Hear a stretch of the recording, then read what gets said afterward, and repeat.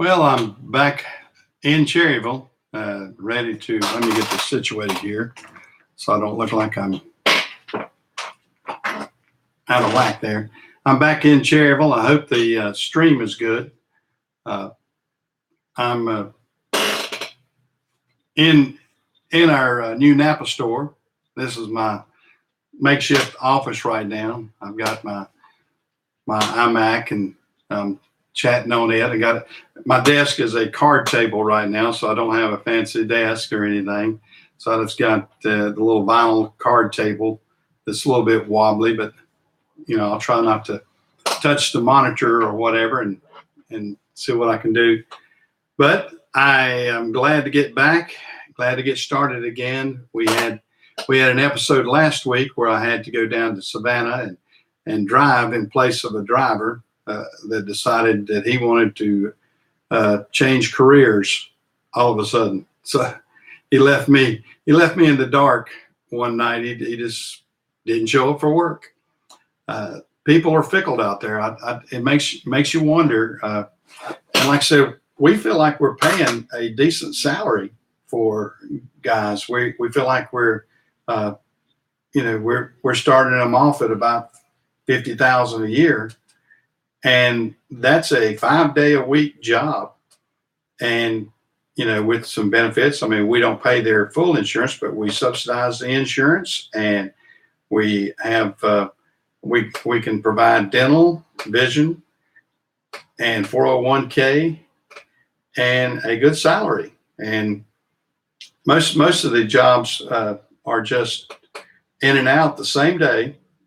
And you would think that you'd have them just beating your door down to get a job like that, when you see some people working for $30,000 a year. But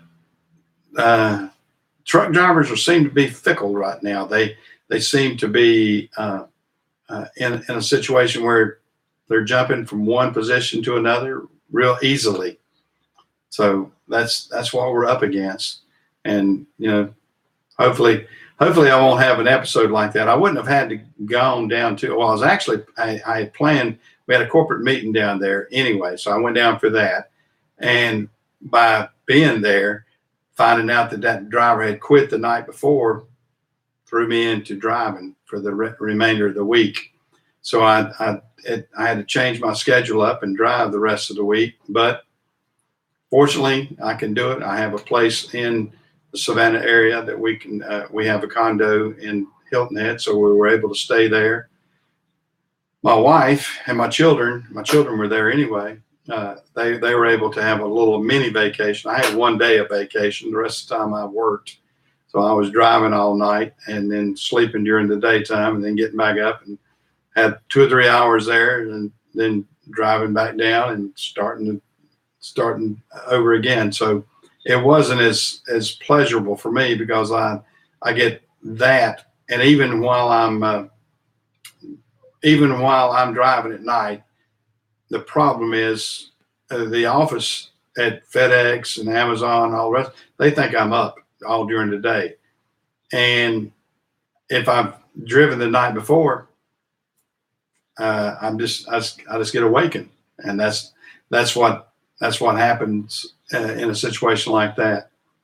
But we go with the flow. We do what we can, and hopefully we can make some good videos while we're out here at my new location, because we got a good Wi-Fi out here. I hope the signal's good. I hadn't had anybody to chat and tell me if the signal's good or not. But if you jump in here and you can give me a thumbs up or something for the signal, or chat with me a little bit, tell me if the signal's good today. Anyway, that being said, I've got a few videos that we're working on. Now that I have my office over here at the new Napa store, I'm going to try to set this up as a video room so I can do editing and a few things probably at night or sometime or another. I don't know, but I'm going to try to do that when I can. But right now it looks sort of jumbled up in here. I've got my good old recliner right here beside me, so I can. Oh, hey, Chris, I'm doing pretty good today, and I'm glad to see you jump in here. How's the signal on this, Chris? This is my new Wi-Fi I'm using. I'm using this on my. I'm using my iMac and my new Wi-Fi that I have here. I hope the signal is good and the stream's good. I haven't actually checked behind myself to see how good the stream is. So let me know if you can, if it's good enough that you're real clear. Well, that's great. Don't want to get too clear because you'll see my unpainted room behind me. There's my throne. There's the bathroom, and there's my closet. So this was Mr. Beam's. Marvin Beam used to own the Ford dealership out here. This is his office that he had, and it's sort of ironic. His grandchildren were out here earlier today, and we were. I was showing him around, and his grandson said, "Well, now all you need is a recliner in there." And I opened the door and showed him. I said, "First thing," because their granddad used to be notorious for having a recliner. Oh, you see the screws in the wall? Yeah, I know. Yeah, they do. That was the previous renter. I got to take those screws out, and so I guess it is clear. And now that's probably one of my drivers. That is the boss. Hello. Hey. Okay, how much was it? 4.5. Right. Well, the variable mileage rate.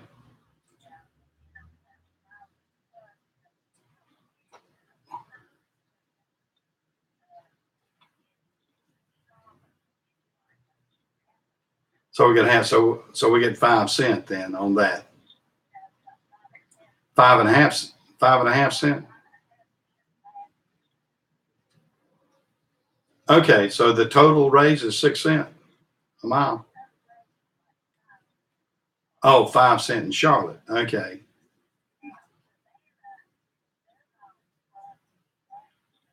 Has it gone up? Oh, it's gone up? Well, good. I'll take it. Yeah, Chris, I'm talking to Miss Michael. I'm online. I'm live online, and I'm chatting. Well, I'm not. It's not no big thing. Wow, that's great. Was like 3, wasn't it? Oh, was it? Okay. More than Charlotte now, huh? More down there. Okay, well that's cool. All right, are we going to order? Y'all going to order Mexican? Okay. Yes, ma'am. No fuel. Oh, good gracious. A mile on the gallon. So we're getting less on the gallon for the supplement on the fuel. Is that across the board, or is that that's everywhere? Savannah and Charlotte. That's across the board. Okay. All right. Yeah.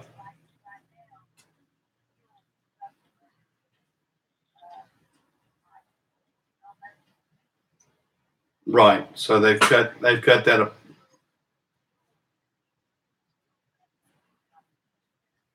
Okay. So that's where they're taking advantage. They was talking about the more fuel efficient trucks. They're forcing us into that, but now they need to be able to change that cap. Like when we hit that cap, I know it, but they need to. But I mean, because you're going to be in a fine line there between the cap and getting more efficient trucks. Well, in some terms, it does. Well, anyway, order my usual for Mexican, and I'll pick it up. Yeah, just give me two of them. Give me two cases.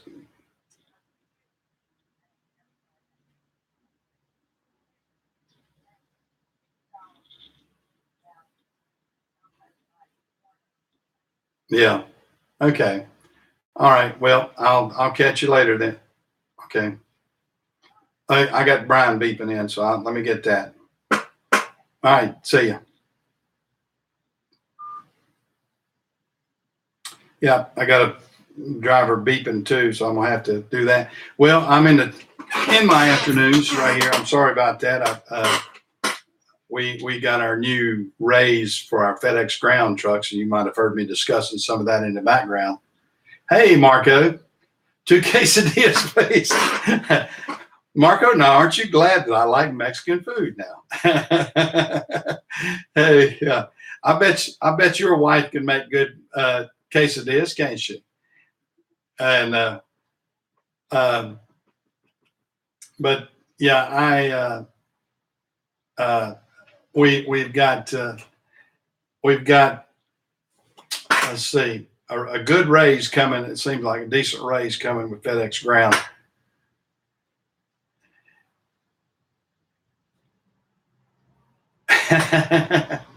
I know we can eat all kinds of. I tell you what, I was telling somebody the other day, we never had a Mexican restaurant in this area until the past few years. Now we have my little small town. We have three Mexican restaurants, I think, in my small town. We got two Chinese, a Japanese, uh,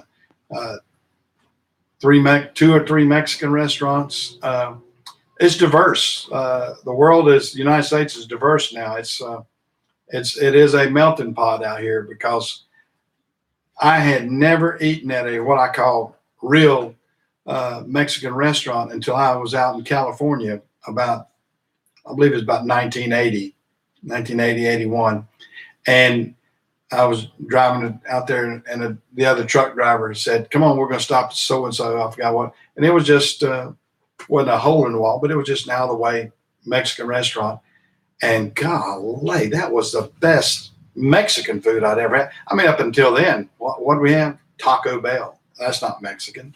It's got the word taco in it, but it is not a Mexican restaurant.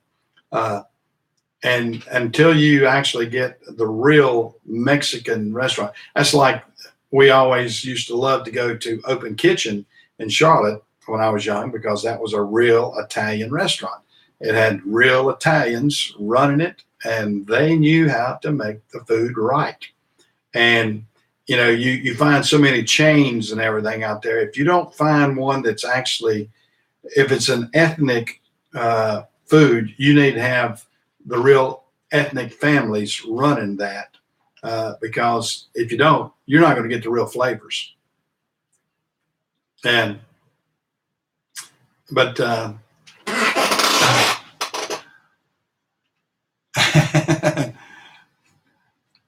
yeah, I know. Well, we're getting some. I had to lean up to see that. Yeah, and we get the taco trucks, as they call them sometimes. So you see that, and I get tickled at my wife. I said, it seems like the best Mexican restaurant when we're down at Hilton Head is a taco wagon right in front of Home Depot. There's a guy down there that has a taco wagon, and he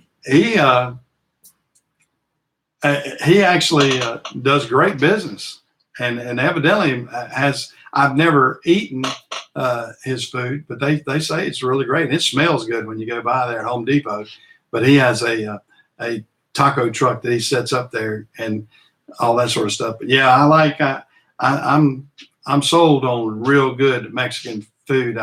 And you know what you get into, even when some of them get up here and they start their own chain, and then they kind of go down from what you'd call a real mom and pops type Mexican restaurant. I like to look for the real mom and pops Mexican restaurant if I want to go to one that's not a quote chain store, and that way you seem to Well, I don't. I'm sort of like years ago when my son, we hired. We there used to be a fiberglass company that was close to where I live, and they had a lot of guys, the Mexicans, that were working at this fiberglass company, and I needed some help one day putting up a rock wall at my son's house, and we hired a lot of the guys on the weekend to help us. And there was only one guy that spoke pretty good English, and the rest of them, it was broken English.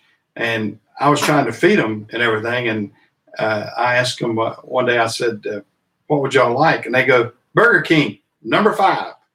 I go, and every one of them said, #5. I said, "Okay, whatever #5 is." So I had to go to Burger King, and whatever #5 was, I forgot what it was. That was their specialty. That's what they wanted.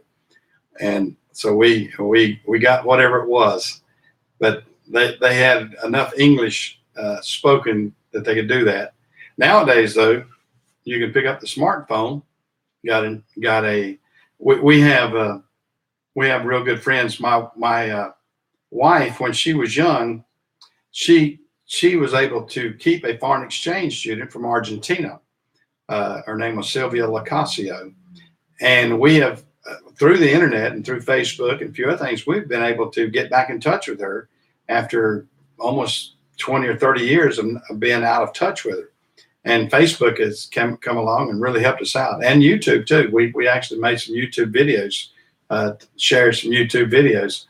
But the cool thing is, Sylvia has lost a lot of her ability to translate back to English as good. So I just started using Google Translate. So when I wanted to say something to her, I would type it out and hit Google Translate, shoot it to her. And she told me one time when I was first doing it, she says, "Mike," she said, "I just didn't realize your Spanish was so good." I said, "Not my Spanish, Google's Spanish." I said, my Spanish is down, I used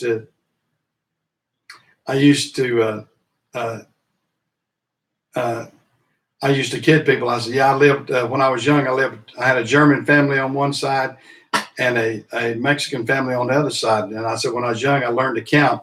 I'd go 1, 2, 3, 4. That was my mixture of languages and everything. But it's good to have a good, diverse legal people in the United States. I don't think anybody is. You don't want to say you don't want. You've got to have legal immigration. You can't have the borders completely wide open. But we do need to keep a diverse society in that same too. I mean, we need every as I kid people. I say, we need immigrants, but they got to be here right. And I said, and if y'all want to fuss about being immigrants and everything, I said, you owe all the land to us. I'm a quarter Cherokee Indian, so get away. It's my country. So we were here first. We were here first, the Indians. And so even my part of my, I think I'm German, English, Cherokee Indian, and Scott Irish. That's how diverse my family is. But I have my dentist says, he looks at my teeth and he goes, "You can tell you got Indian blood in you." And I didn't know. And he's for some reason he worked on an Indian reservation. He got his scholarship, and he worked on an Indian reservations in Western North Carolina. And he said that my teeth are like the Cherokee Indians. I said, "Well, I'm part Cherokee is one reason." And we have pictures of my, I believe it's my great grandmother who was half, I think, Cherokee. So I'm on down the line. I'm about a 32nd or something. I don't know what. I hadn't figured it out, but I do have Cherokee Indian in my blood. And my wife says when I go on the warpath, She knows I've got it in me. So that shows up a little bit, and it's a variety. They say the high cheekbones. I've got high cheekbones. That's the other thing.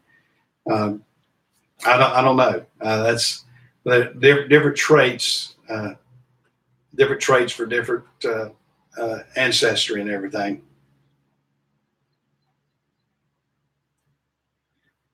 Yeah, that nobody wanted to do. The Rome, Greece. Yeah, that's exactly right, Marco. And that's what we see right now. I mean, we were talking about truck drivers. It is so bad now. You would think, as much as I'm paying truck drivers, that you'd have a plethora of people coming by and knocking on your door and say, "Yeah, I'd like to have a job." But it's not that way. Our society is such that we got too many people want to work with their thumbs. Okay, there's boss lady calling one more time. Hello. Yes.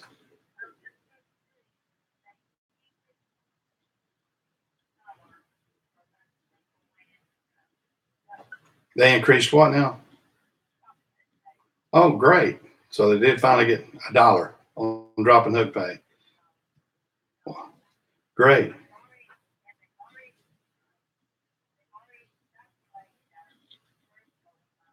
Oh, bad, good, or what? Bad. Oh, God. So we won't be able to make that, will we?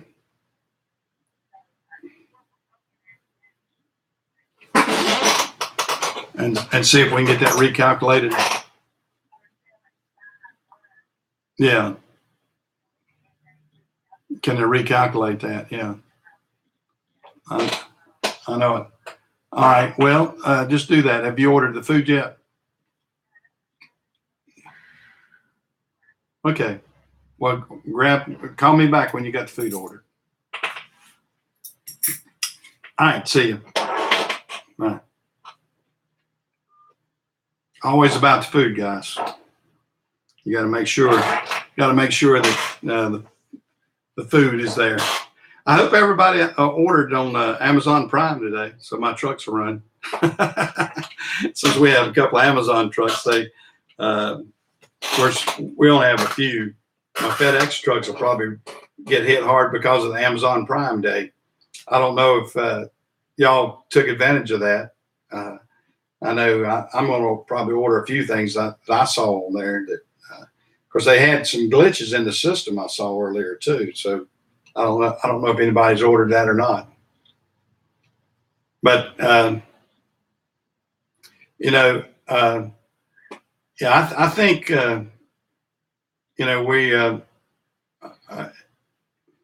Yeah, yeah. Amazon is amazing. It's a tough company to work with. I'll tell you that. Now, I don't know if y'all have seen this new thing where they're wanting to put them in the prime vans and everything. If anybody considers that, you really need to do the math on that. I mean, myself being into the transportation business and working through Amazon, I'm an Amazon contractor. Have been for the last couple of years.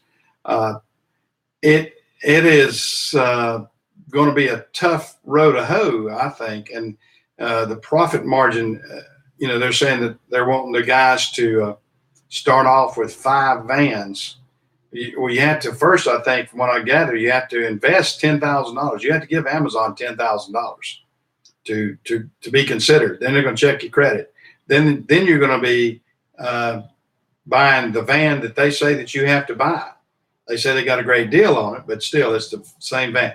I was involved with something like this years ago with RPS. Now, when I first started with RPS, which is now FedEx, I started on the package van. I had to buy my own truck then, and I had to buy a truck that they designated we buy too. I couldn't just go out and buy any truck I wanted to. But the Amazon Prime thing they've got now to get your franchise, and you can look it up. It's not. they were showing the dynamics and everything. They want you to be a small franchise. What they want you to do, you're going to have real good credit, and you can go out there and you can get 5 vans. And basically, what you're going to be doing, they want you to grow within a year or year and a half's time, up to almost 100 employees. They want you to have, I think, 20 to 50 vans, or 20 or 40 vans. Well, you got to think about that. That's yeah, those vans are going to be 35,000 a piece, probably. I would say, or 30,000 a piece at least. So if you got there about 5 vans, okay, that's 150,000 just in first 5 initial. You've already paid Amazon $10,000 just to get the right, from what I'm gathering, to be one of their route people. Then you're going to have to hire the people, and then they say they're going to actually dictate how much you have to do. You're going to be 1099, but they're going to tell you how much you can pay your employees per hour, because they're going to be on an hourly rate, and then you're going to have to pay the taxes. You're going to have to pay Social Security. You're going to have to pay everything, and plus that payment and the fuel, and then you're going to get paid the amount for managing all of that, and that may not be as lucrative as some people may think.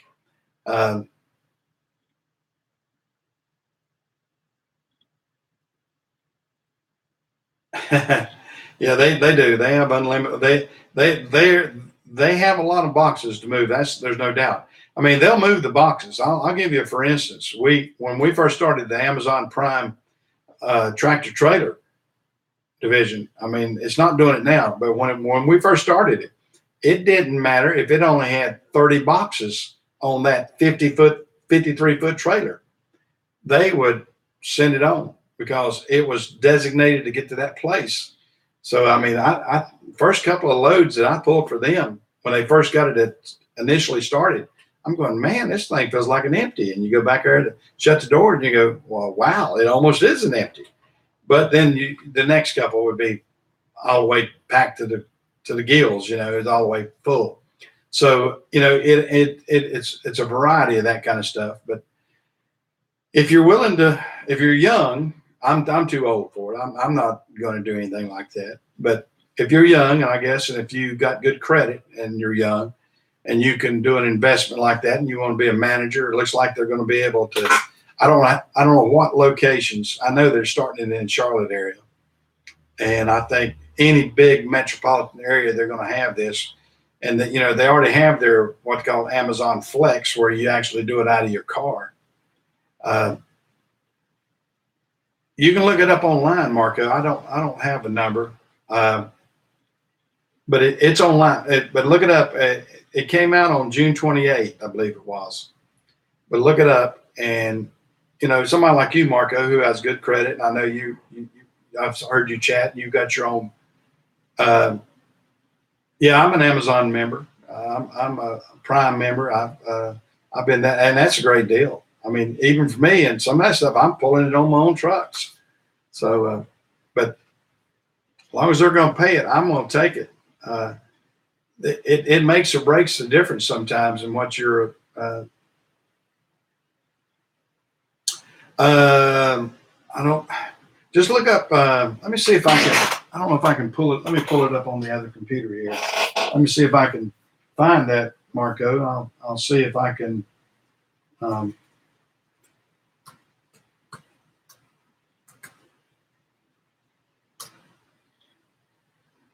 me see what I can do here. See if I can be a help to you on this, Marco. And I will. I hope I don't look too boring here. Let me.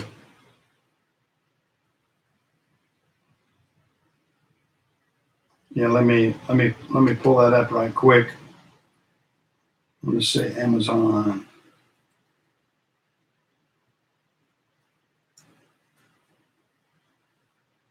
just going to hit Amazon News, and let's see if it. That's the news is Amazon Prime Day crashed. Okay. Let's see.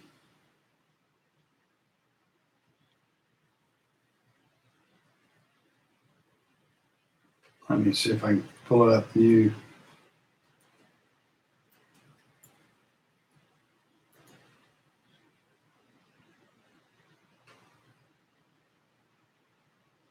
Okay.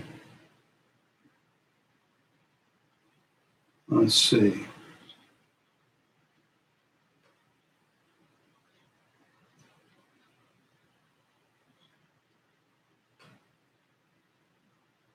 No, that's the old one there.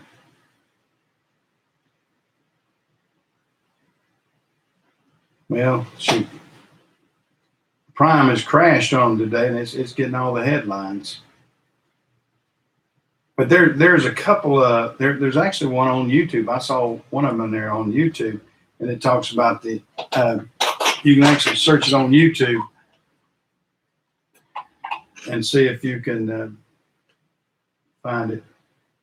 I was with Google, regular Google there. I wasn't finding it.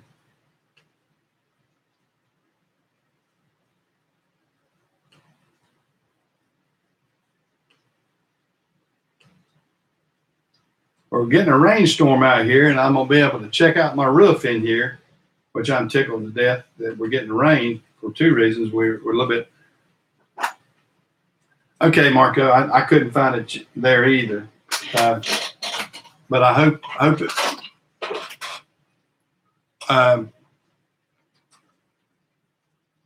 You know, it's one of those things.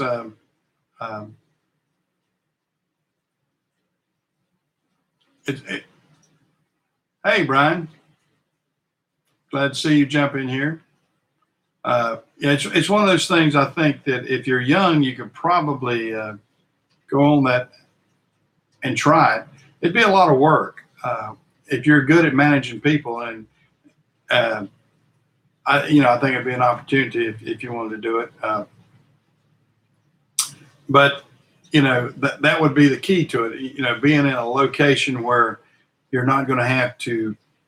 And I will tell you this from past experience with RPS. I started and I had a route that was a monster of a route, and that's what you got to watch too. Is to get something where you're not going to be going where your routes are not so far out that that it's going to kill you. You need to stay in keep the dynamics of it fairly close in if you can. Of course, now I know they're going to probably dictate what area you have and what kind of franchise you can get of some of these things. Now I don't have the rain gauge out, but I would like to double check and see if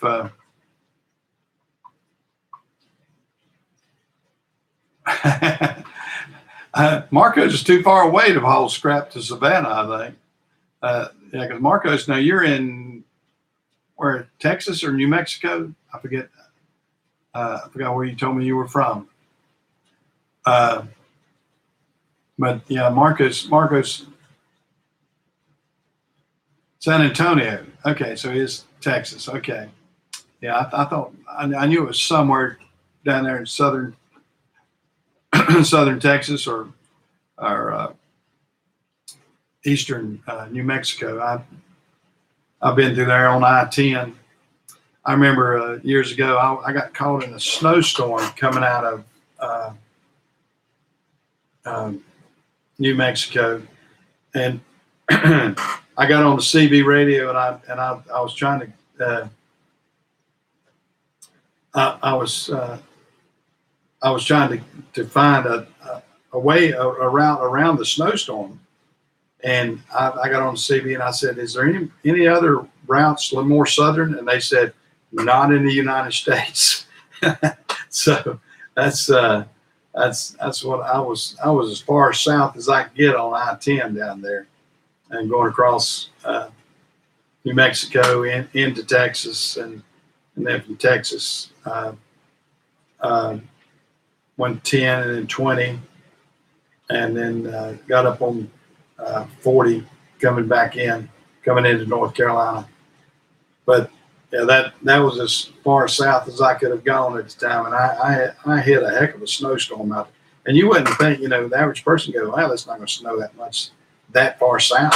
But yeah, they get a few snowstorms out there. And another phone call. Hey, bub. Yeah, yeah. Call your mom and tell her what you want. Yeah. I'm at the Ford dealership right now, and you just call her and tell her, and then I'll pick it up on the way back. All right, see ya.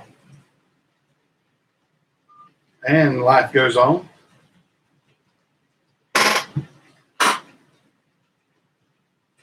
You got rid of a lot of rebar. I bet so. Are you crushing cement, Marcos?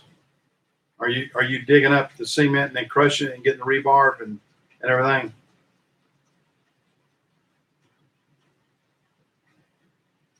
You end up with two mountains. I tell you what, hang on to your scrap though. I tell you this is my scenario, and I know because that stuff fluctuates up and down on your scrap.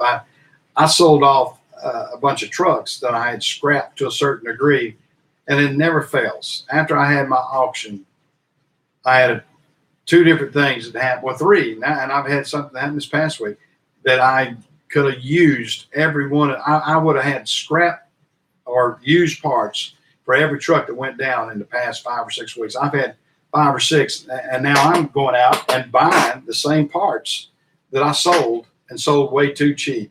And I go, makes me sick. But my wife says, get over it. We just got to do it. So that's what I got to do. I just got to do it. And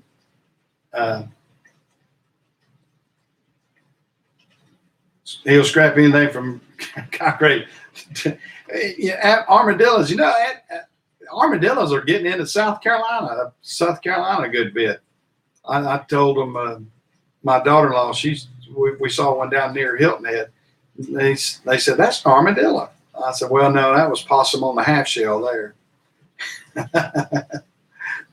But yeah, in Tennessee, yeah. Well, they're migrating. You never saw armadillo years ago past Louisiana, Mississippi, and then they've just migrated on up. I guess the temperatures are good enough, and whatever, because they got that hard shell on them. I don't know, but it's amazing how that happens, that an animal so small starts migrating and then just moves across country there. I guess they had bad armadillo neighborhoods and they wanted to move on. I don't know. rough armadillo territory, I said, we got to get out of this area. Let's go over here in South Carolina where armadillos have more respect or something.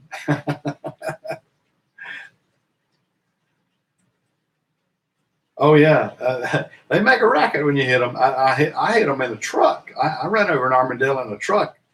I tell you, the worst thing to hit in a big truck, one of the worst things, because I've hit several animals, deer all the time. We're always hitting deer. But one of the worst things that will do a lot of damage, and you don't think about it, is a pig. A pig, the problem with it rolls underneath the vehicle. I had a good friend that had a pickup truck, and he ran over a pig, and it rolled underneath his pickup truck, he said, for miles, it seemed like. It tore the drive shaft out. It tore the transmission up. It beat up the bottom of the frame and everything. And it just rolled. It was a big pig. It wasn't a little potbelly pig. It was a big one. And when he hit that thing, like I said, it was like a big ball, and a big old massive ball, and it was rolling underneath his truck and just beating the crap out of it. I saw it. It had dents in the floorboard, knocked the drive shaft out, messed up the transmission. I think he even took out the rear end in it. But it did thousands of dollars of damage to his truck. And we've had tractor trailer guys that have hit all kinds of stuff. I mowed down a big buck one night, and unfortunately, it took out the radiator and everything out of my truck. But I mean, it's one anything I do. And believe it or not, it was downtown Durham, North Carolina when I hit it. It wasn't out in the country. I wasn't 2 miles from Duke University, and one of the biggest bucks I'd ever seen jumped out in front of me and just right straight in front of me, and it was like a 10-pointer or something. I mean, it wasn't a small buck; it was a big one, and I nailed it. Boom! Had to get a wrecker to get me because it took out my radiator and grill and messed up a bunch of other things in the truck. But those big bucks they'll do a number on. I mean, because they got the horns and everything. That's what happened. His antlers went right into my radiator. Charge air cooler. Yeah, that's the other thing. It knocked out the charge air cooler, radiator, grill, hood. It did probably $10,000 damage to my truck. But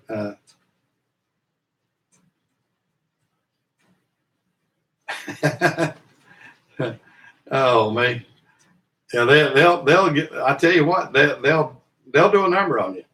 Deers. I mean, I saw a great big doe as we were coming in from Savannah this afternoon, and I saw a big doe that was on the side of the road up here, and I think it's down there about York, South Carolina. Yeah, these animals like that, they'll do a number on you. But that, like I said, it's funny how you get that, and you hate to be the person that will hit animals, but they have made studies for us, and they tell us don't swerve.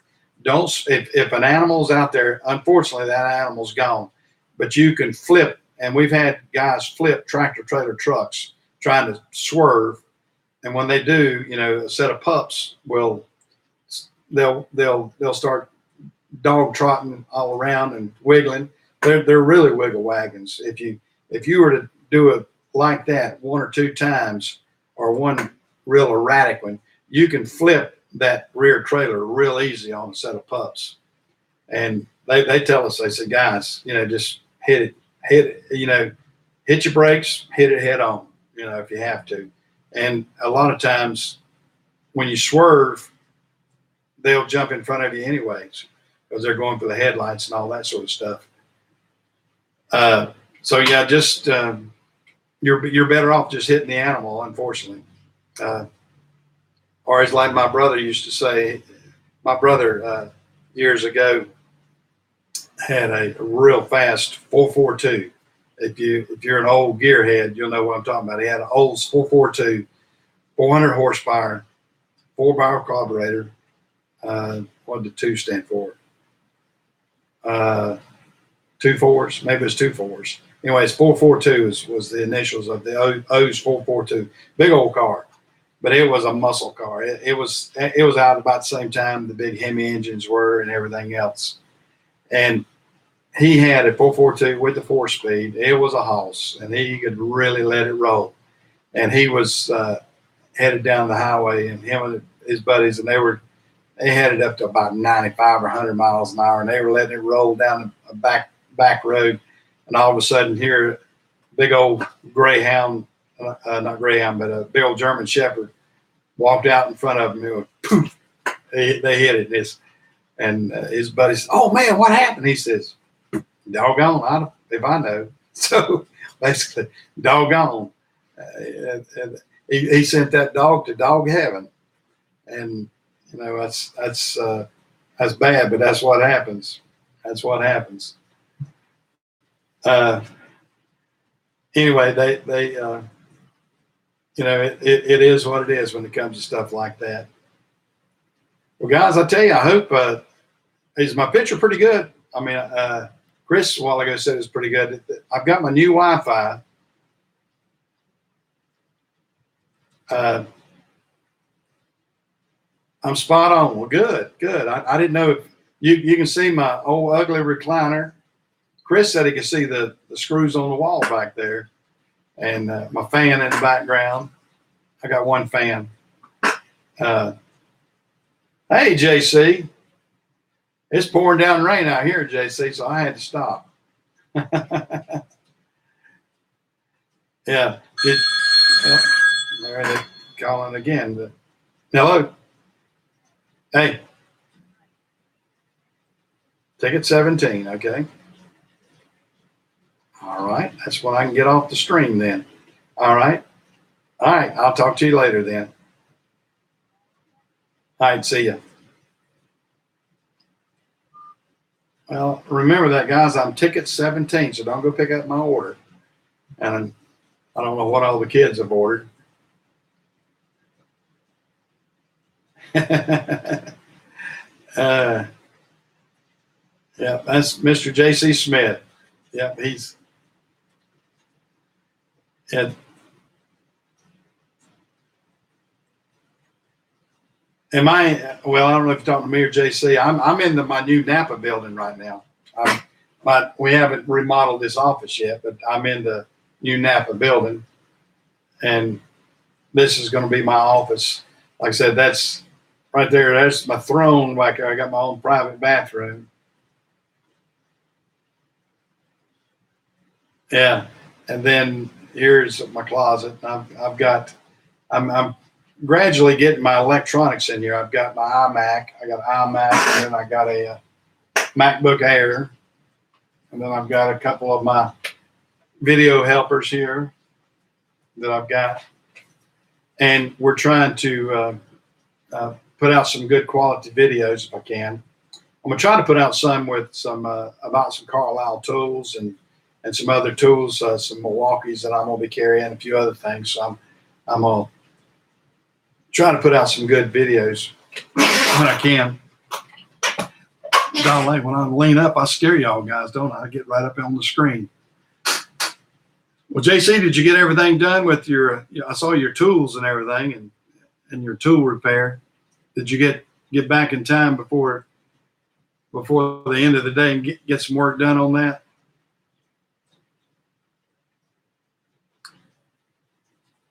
Yeah, JC will pick up the whole store with a great all, can't he? I wish I had I'm so jealous of that great all. I'd love to have my own. I may end up getting one. I had that Genie that I rented out here at the place, and it was fantastic. I'm gonna tell you, you can't beat equipment. You cannot beat equipment when you get something that you can work with.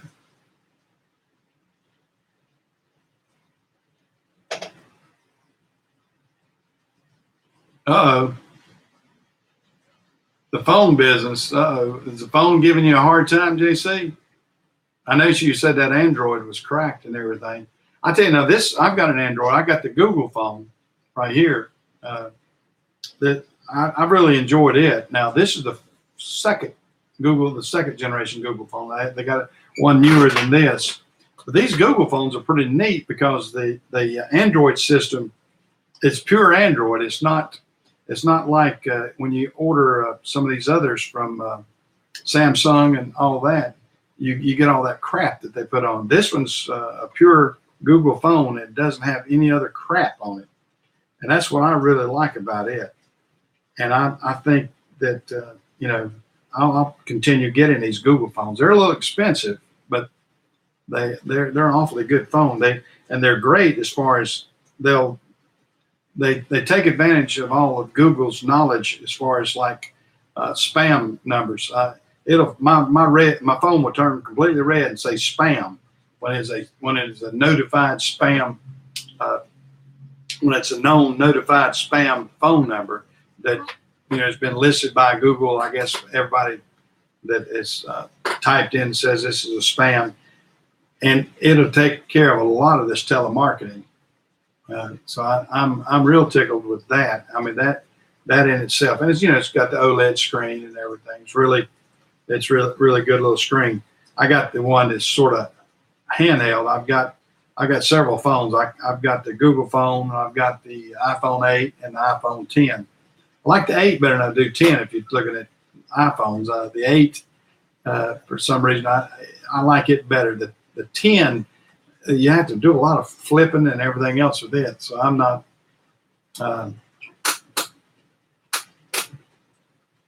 I'm live streaming with my iMac. I've got a iMac computer. it's an older iMac. I actually bought it online used. Won't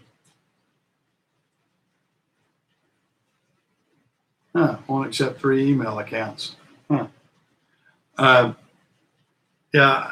How is the signal? I mean, I'm just using the camera that's on the iMac. The signals I got. I'm streaming with the Spectrum. I've got Spectrum came out and put the new Wi-Fi in for me, so I've got the Spectrum Wi-Fi, and then like I said, the computer. I've updated it. I used to build PCs years ago, so my son and I both are pretty decent with that, and I updated the memory. I put 32 gig of RAM in it, so it's got plenty of RAM memory in it. The camera's probably not as good as some of the newer cameras that's built in, but it seems to be decent. It's the 27-inch screen. I'm thinking about buying one more to help with my editing or whatever. And then plus I've got what am I trying to say? SSDs. I've got a couple of SSDs that I've got hooked to it also for storage. So I'm trying to get it so I can do pretty good. Yeah. Now, JC, are you a new grandpa? I hadn't heard. JC. Okay. So JC's so I'm trying to think how old I was when I turned grandpa. I was 50. I was about 54. About 54 years old, I think, when I was a grandpa for the first time. Well, I'm only a grandpa one time. I only have one grandson.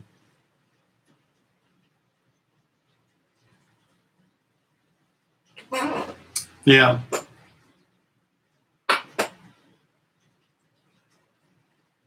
Yeah. What are you doing what are you using to edit and everything, JC? I'm trying to, like I said, right now I've got this iMac, and I've got, of course, I got iMovie on it, and I also have a couple other programs, but I've got Adobe Premiere on it too, and I've also got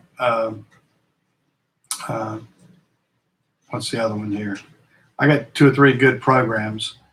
I'm just between and betwixt which one I want to use the most, and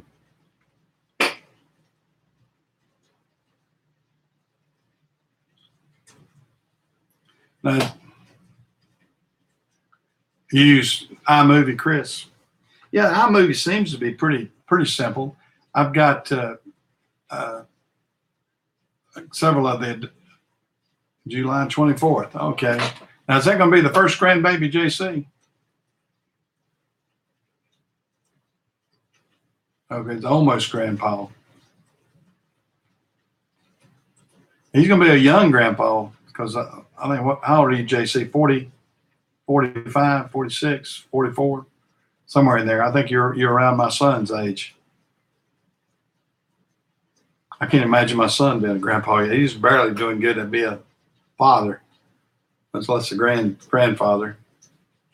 Of course, I'm the same way now. I would, my wife and I got married young, and my children,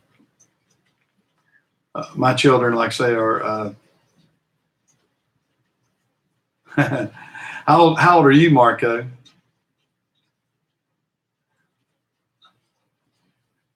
Yeah, I'm probably the grandpa. I'm the real grandpa out here of all you guys.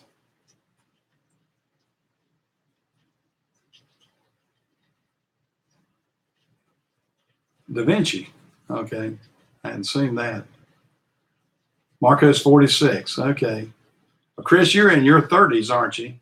Or late 20s? You're fairly young, aren't you, Chris? Yeah. See, I'm the old guy here on YouTube. One of the old guys, I guess. I'm 67, but gosh, don't I look good for 67, guys? 28. Okay, yeah, yeah. I got underwear older than that, Chris. I know I got shoes older than that. I got some old boots that I know I've had 40 or 50 years. Brian is 47. Okay. Marco's 46, 47. Yeah, my son's 45.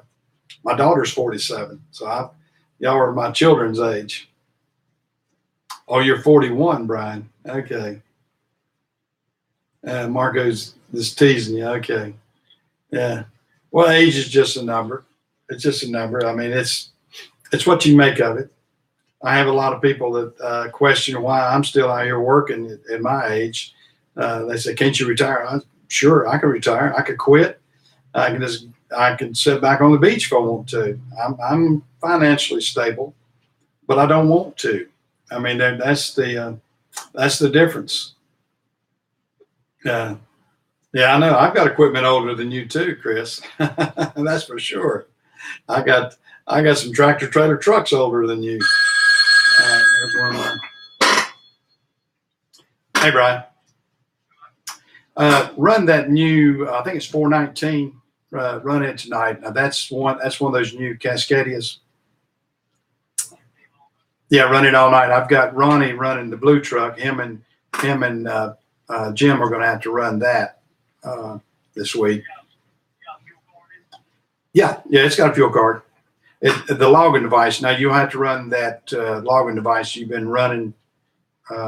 It's not tied in with that, but you'll be fine with it. That way you'll have a log to turn in. Well, how's your family? All right, they got everybody. You got everybody over here.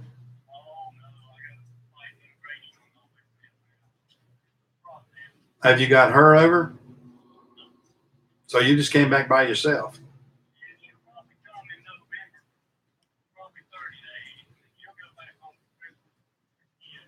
Oh, okay.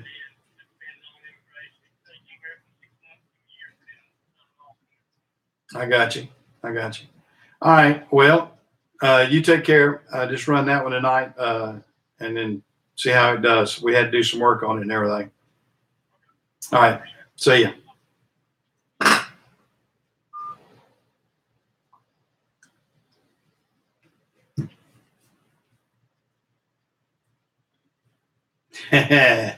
Yeah. Yeah. I'm old enough to know better too, JC, but I'm too dumb to stop. I keep dispatching these trucks and keep everything rocking and rolling. Selling some. I sold 5 routes. We hadn't got all the paperwork completed and everything, but I've sold 5 routes out of Greensboro. And hopefully we're going to put on 5 new routes in Savannah, Georgia, at least 3 or 4 routes, hopefully. And we're trying to move the money around. I'm sort of like you, JC. I got to move money from this pile to this pile, or what? Make sure I don't run out of piles. And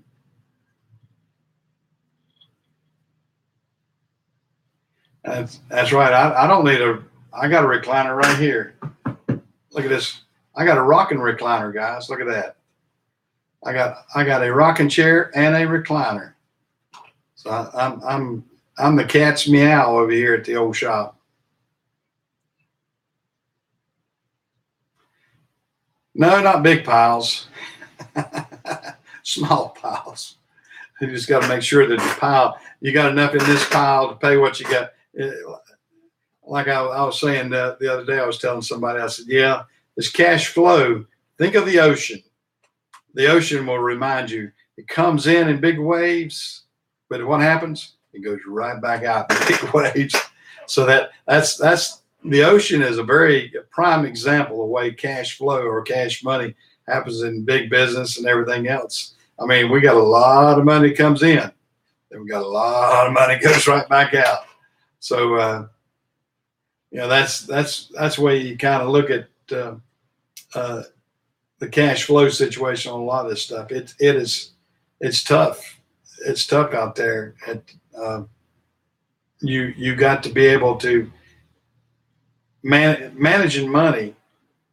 And you know, I was we were chatting with Junkie. Uh, I heard him chat, and I could hear the frustration in his voice, and I think he's feeling growing pains too. And I think he's seeing that some of the things that some of us older guys have said to him, some of the guys have said, gotta watch yourself. I think he's feeling a little bit of that right now too, because the frustration will fill in. Everything's got to work in tandem together. Uh, you you can have one avenue of it, and Marco, you're probably in, you know what I'm talking about. It's cyclical. If the business falls off in one avenue, you better have enough cash over here to take you through that bad time. Yeah, it's a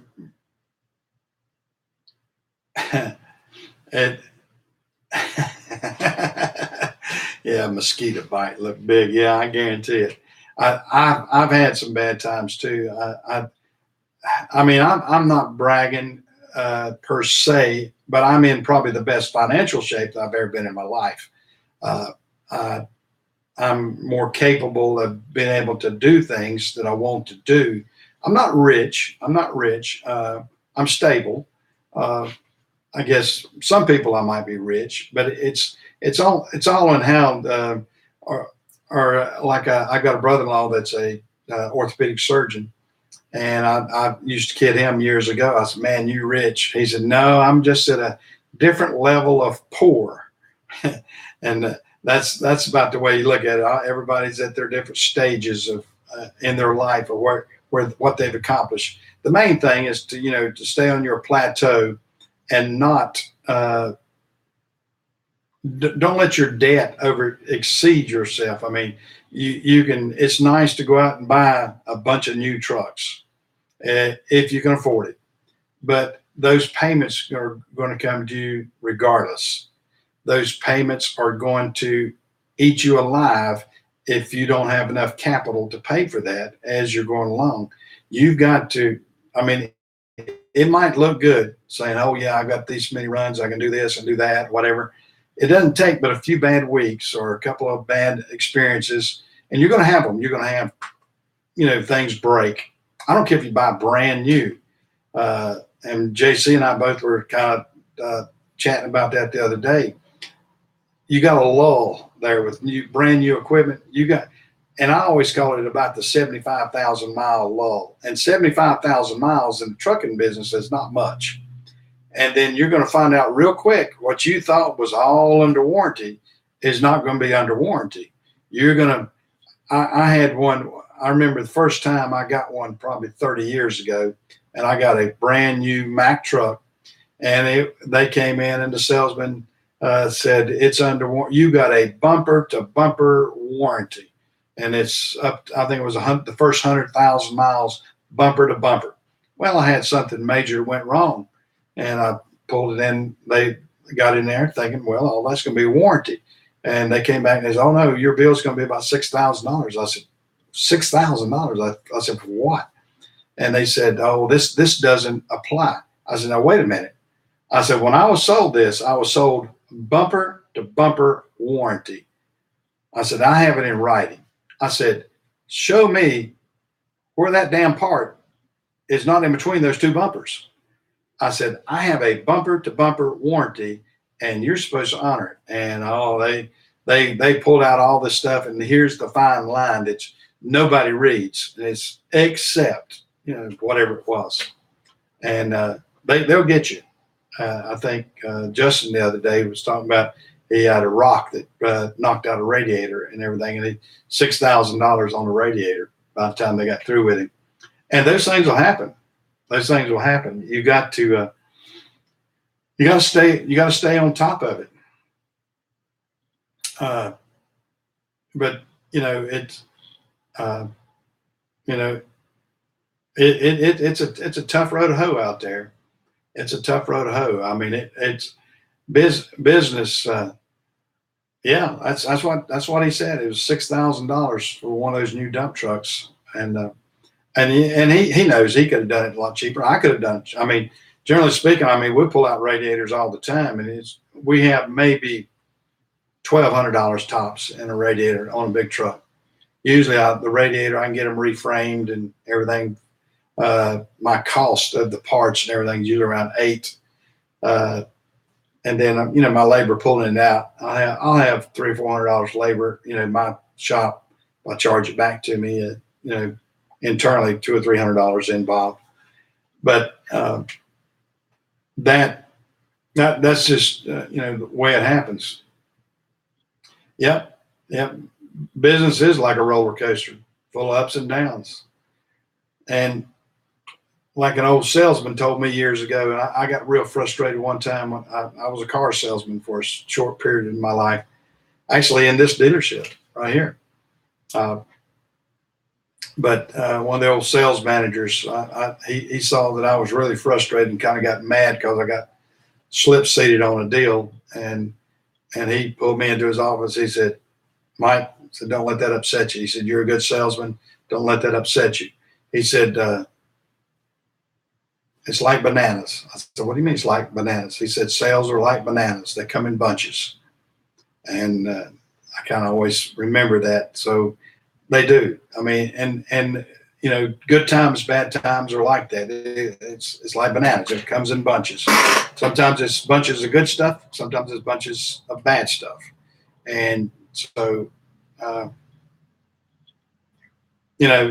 you got to be able to, that's what I was saying. You don't ever get comfortable with your pile of money, because it'll deplete real quick. So if you're able to get a little nest egg back, keep it away from yourself. Because if you get to looking at it and that's about the best advice I can tell people. If you get a little bit of money in the bank, in savings, wherever you put it, Chris, you probably got yours in a tin can out in Kansas out there. Just don't bury it where you can't find it. But you've got to manage that in a way that you don't get out there and say, "Oh, I got $20,000. I can go out there and buy me a new pickup, or I'll go buy this, or I'll go buy that." I still want to buy with the mentality that I'm poor, even though I do have some money, but I buy with the mentality that I'm still a poor man. And if I ever feel like I'm gonna buy that I'm a rich man, then I think I'll lose the good deals. I mean, JC was saying earlier, he makes it on the buy, and you do. You make it on the purchase. You don't. If you can't purchase it right, you're not gonna come out right. So going into the deal is real critical. So if you overpay for something going in, you're gonna be fighting that battle immediately if you overpay. And there's a lot of times you'll see people that go out and overextend themselves for a piece of equipment or whatever too quick, thinking, "Oh, well, I'll get that on a rate of return of XYZ or whatever." But it's a lot harder to overcome that new stuff sometimes than it is something that's good and reliable. I personally, I buy new stuff when I need to get it for tax write-offs. I get into a situation where I need depreciation and I need a larger depreciation, and I buy that because I can take the major part of the depreciation off 1 year on some of them.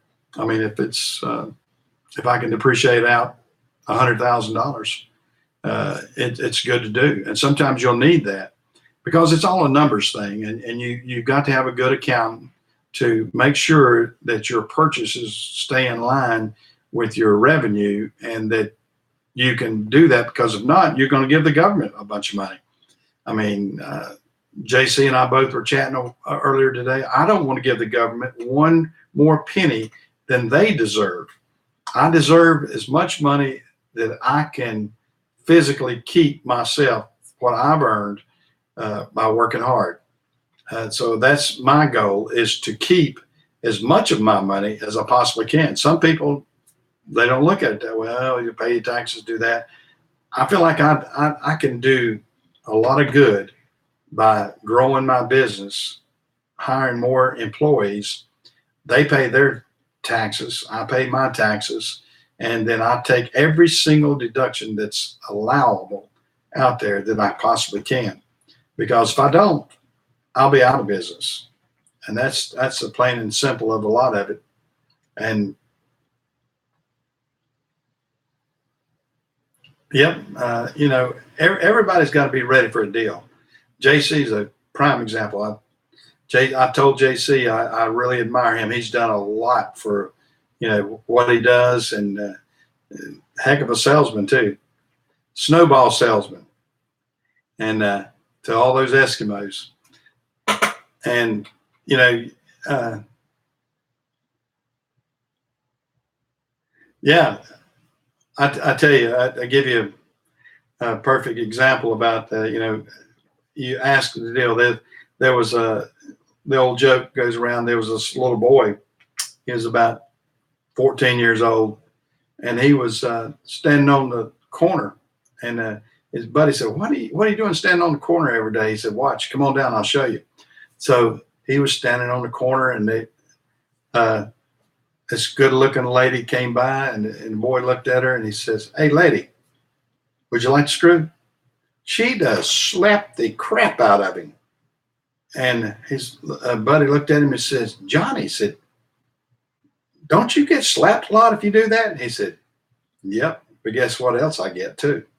So, so you can look at it a couple different ways. If you never ask, you're never going to get the answer. And the worst thing that anybody can, I mean, if you make somebody an offer and they say, "No, I can't take it." Okay, don't take it. Here's my offer. Here's what I'm willing to do. If you like my offer, fine. If you don't like my offer, fine. You've got to go at it with that kind of attitude, and say that, and put yourself in a position where you can produce exactly what you say you can do. In other words, don't, you just can't BS everything. But put yourself in a position that, yeah, if I tell you I'll buy that for $200, have the $200. I mean, don't say, "Well, I'll buy it for $200," and they say, "Okay, I'll take it." Then you go, "Well, let me go get my money." No, you be in position to have your money or do it. That way you'll make the best deals. If you are wishy-washy on it, you won't make the best deals. And I'm not against lowballing somebody on something that I want to buy, and I know JC's not. I see JC doing all these things all the time, and he definitely knows the word lowballing somebody. And you've got to, because like you said, your purchase is where you're going to make the most profit right there going into it. How you disseminate the information, or how you do everything, that's up to you. Whether you take that piece of equipment and scrap it, whether you take that piece of equipment and rebuild it, but you better be into it right. If you can get it right, then you're winning the ball game. Well, guys, I'm gonna have to go. I've got to go go pick up the Mexican food we're eating tonight, and so we're gonna head on down, and I'm get that. My daughter-in-law's birthday's today, so we're gonna have Mexican and celebrate. I don't know if my wife's got a cake or whatever, but her birthday is today. Yep, Marco, I'm gonna enjoy that quesadilla, and I'll be thinking of you. Oh yeah, we got a good Mexican restaurant down here. It's run by a Mexican family, and I like to see that local Mexican family, and they're really good. Well, guys, y'all take. No, I don't want the Rex red sauce. Well, it's not the Barbara. It's my daughter-in-law. It's Heather, my daughter-in-law's, whose birthday it is.